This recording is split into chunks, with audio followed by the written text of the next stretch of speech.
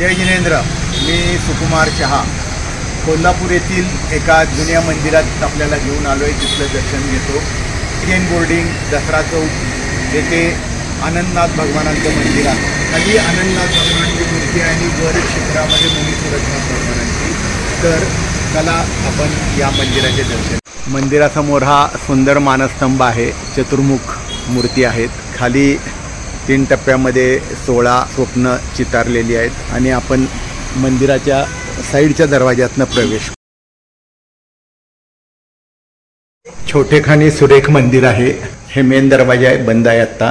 बघू शकता शांतीसागर महाराज, ज्ञानमती माताजी, इथं सामायिक पाठ, 24 तीर्थंकर चिन्हे, अशी बरीच माहिती छोट्याशा मंदिरात पण कोरलेली आहे। भक्तांबर स्तोत्र आहे। या इथे सुंदर जुन्या मूर्ती आहेत। पंचमेरू आहे, जिनालय आहे। येथे मुख्य मूर्ती आनंदनाथ भगवान, त्याच्या समोर आपण 24 तीर्थंकर बघू शकता। खाली या कोपऱ्यामध्ये चांदीच्या मूर्ती असाव्यात। आनंद भगवानांची सुंदर मूर्ती। या कोपऱ्यामध्ये बऱ्याच पंचधातूच्या मूर्ती आहेत आणि सुंदर म्हणून इथं ही जी जुनी पाषाणातली 24 तीर्थंकर असलेली मूर्ती सुंदर आहे। या बाजूला यंत्र आहे, पद्मावती आहे। चला जाऊया शिखरात, मुनीसुरजनाथ भगवान यांचे दर्शन घ्या।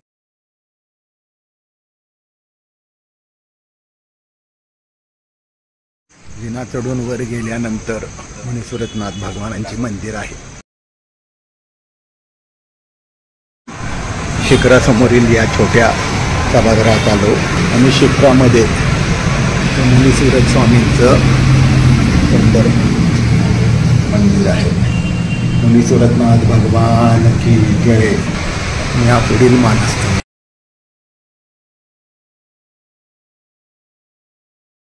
जय जिनेंद्र। हे मंदिराचा मुख्य भाग, हा मेन दरवाजा शाहू महाराजांनी कोल्हापूरमध्ये सर्व जाती धर्माच्या मुलांसाठी राहण्याची सोय करण्यासाठी जागा दिली होती।